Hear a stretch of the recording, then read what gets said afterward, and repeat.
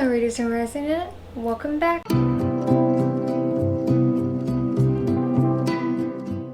Okay, so first things first, a few days ago I did have wisdom teeth surgery. They removed all 4 wisdom teeth. I feel fine, it doesn't really hurt, it's just kind of sore. But if a few of my words come out like mumbled or anything, that's why. I do apologize if it does happen. I'm going to try not to allow it to happen. But yeah, just warning, okay? So in this video, I'm going to be talking about all the DNFs that I had this year in 2021. There are quite a few. I don't think I maybe had one last year that I DNF'd, but this year I was like, no, I'm not going to have it. There were a lot of books last year that I kind of forced myself to read. Didn't really enjoy them. I'm like, I'm just not going to do that this year, you know? I just want to read books that I'm really going to enjoy, unless I can see the potential to do a review about it, or like I'm just like, I just want to see how it ends, you know, that kind of stuff. So there were quite a few here. I have most of them with me. There was one I think I brought back to my parents' house, and then there's one on Audible. So the first one is The Similars by Rebecca Hanover. This one I got halfway through and I just could not bring myself to finish it. This was one of the books that I read in July. Like, it was one of the first, right? And I just didn't like it. It had such great potential, and like the opening was really cool, and I really enjoyed the writing style, but then the plot just like took it away. There were so many things, and I could be misremembering, but I don't think I am.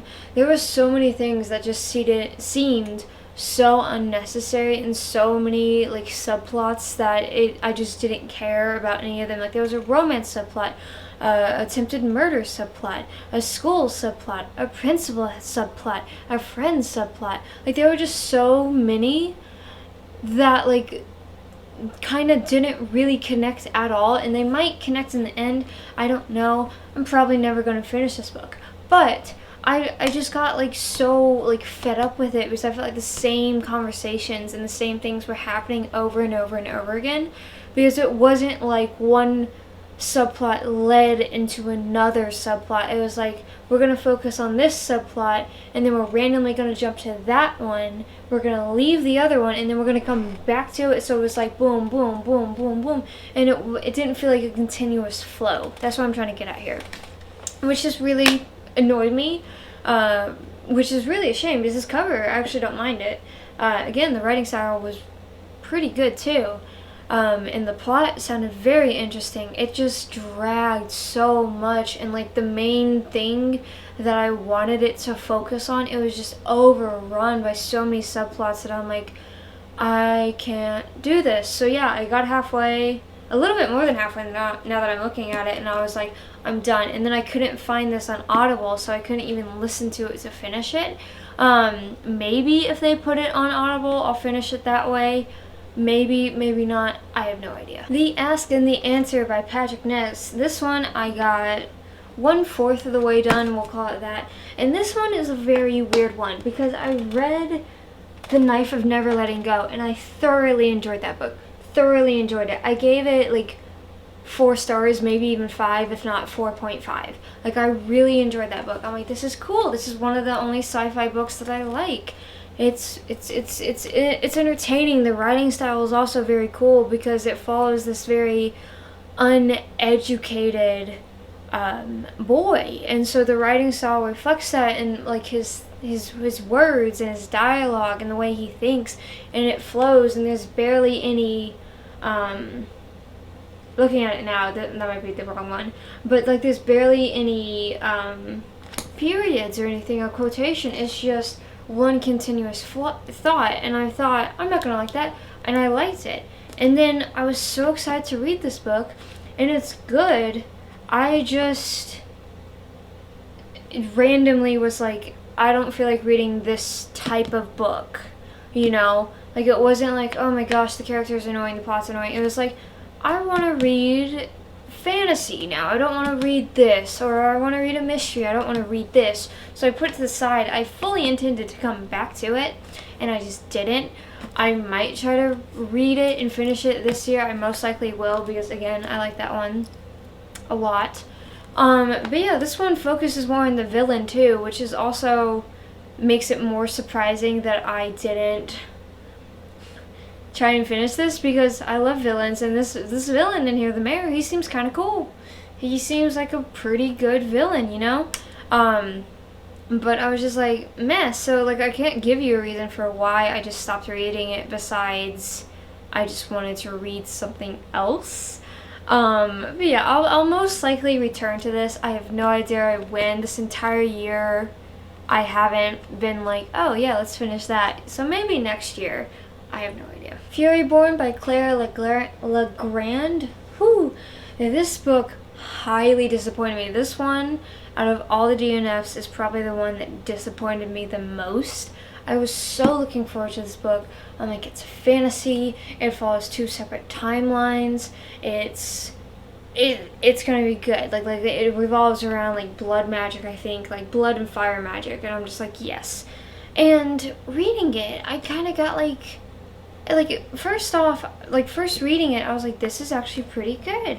I got like halfway through, but then as the chapters went like evolved, I was like, I'm not gonna lie, this plot is kind of devolving for me. Like I could see a few things coming, and I was like, I'm pretty sure I have this figured out, because there is a timeline separation. You already know what's going to happen. It's like by 1,000 years. So the person in the past, you're like, I kind of gotcha. I know what's going to happen. But like my main problem was with, I don't even remember her name. I just don't like her. Was it Raelle? I think it's Raelle. Or is it the other one? I think it's Elena. I think that's the one that I don't like. I don't like Elena's storyline. She's the one in the future.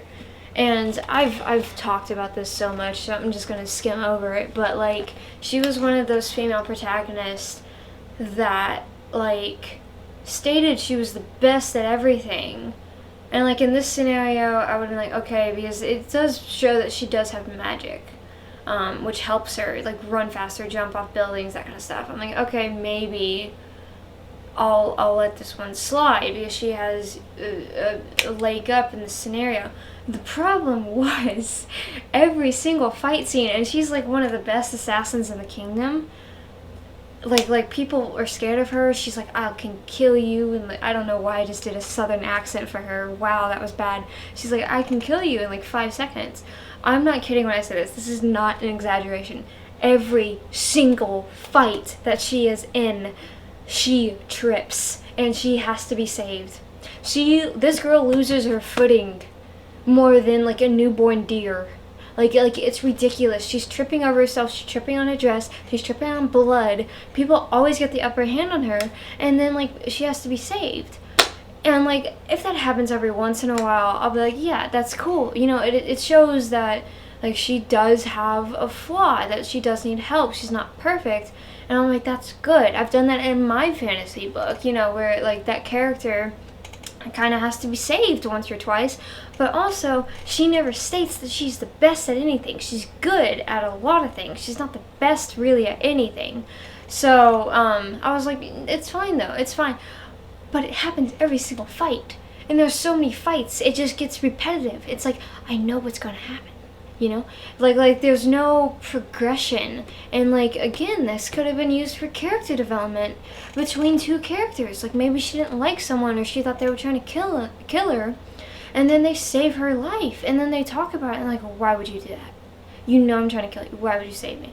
That could have been great. That never happened, and she makes the dumbest decisions I've ever seen in a book. And like immediately after she makes those decisions, she's like, I think I messed up.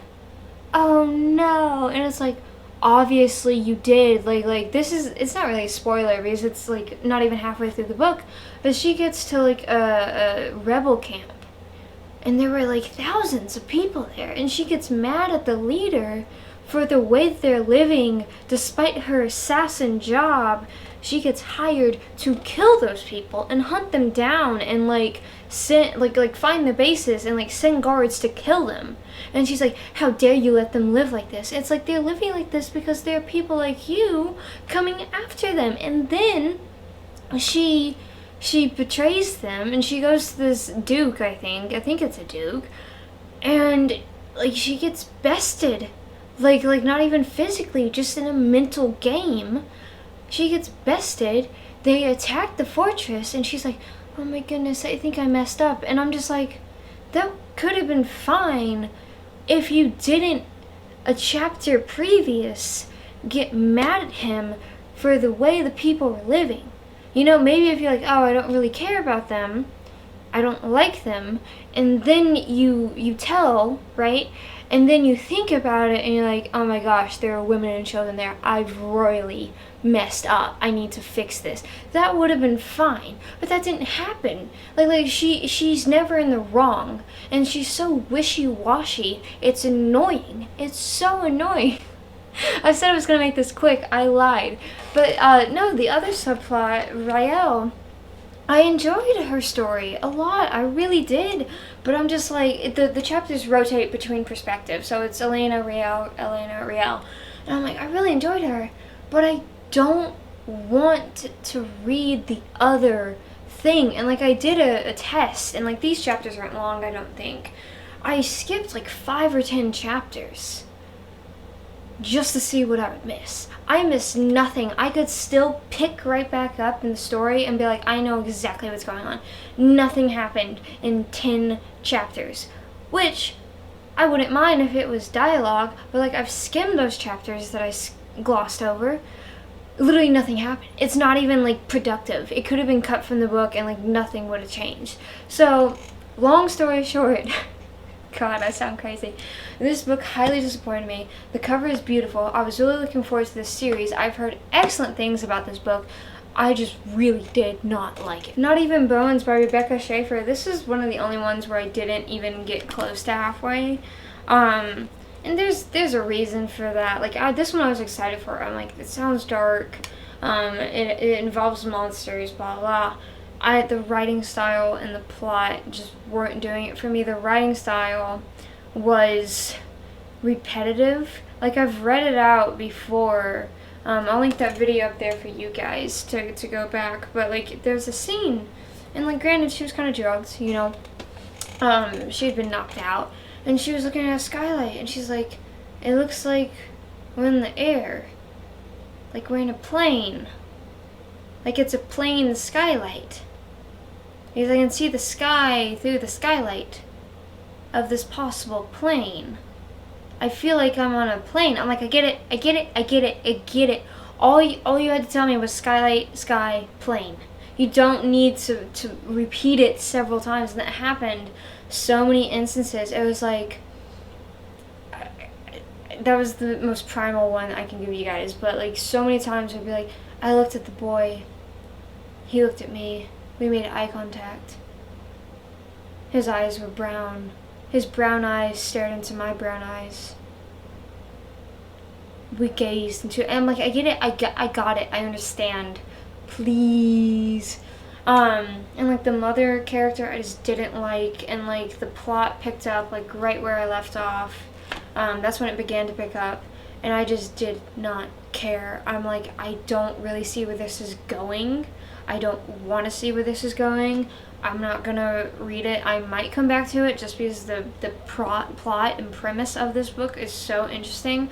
But I don't know, dude. Probably not. No. The Bonewitch by Rin Chupeco. This one is kind of a weird DNF because I never even began to read it. But if you pay attention to this lovely stack of books, you'll realize that I took this off the shelf and I put it on my little DNF shelf, which you guys can't see, but still it's gone. There wasn't really a reason for it. It might just be because right now I'm not in the mood for YA fantasy, not really. But if I'm gonna read a fantasy, it's gonna be that one or that one. Maybe that one and not this one. This one sounds interesting. It was just never on like my to read list or anything. I only got it because Books A Million was doing like a, I don't know, buy two get one free or something like that, and like this one was on the table. I was like, well, there are other ones that I really want, so I'm gonna get this one. Maybe I'll enjoy it. I just never got to it. I might pick it up next year. I have no idea. It just depends on what I want to read and when. But yeah, I can't comment about this one a lot. It's just a weird scenario that like I took off my TBR. So, and then this one is also kind of a weird one. If you follow me on Goodreads, you know that I have a DNF shelf, and this book has not been added to that shelf. That's because I am breaking out of my pessimist shell for like 5 minutes. I'm just like, maybe I can finish this book before the year is over. And it's The Butterfly Garden by Dot Hutcherson. And like this one, the premise really interested me. In the beginning, really interested me. And then I just felt like it kind of dragged. And I was just like, okay. And like, it's still good. I'm still not, like, I have an hour left in my book. Which isn't long, but like, I just haven't been motivated to finish it.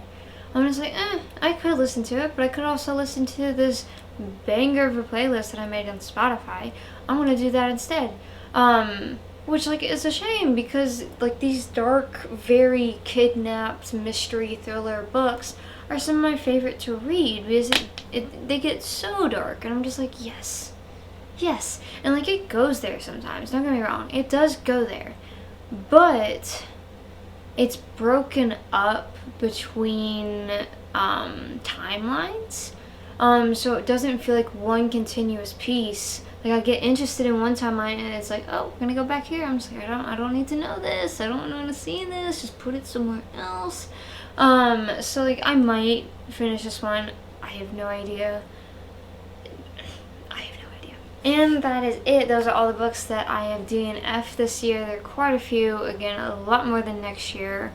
A few weird scenarios in there, but it is what it is. That's all I got for you. Thank you as always for watching. Don't forget to like, share, comment, and subscribe. And it means the world to me if you follow me on my other social medias, such as Instagram, Facebook, and my reading platforms. Those will be listed down in the description below. And I will see you in the next video. Bye!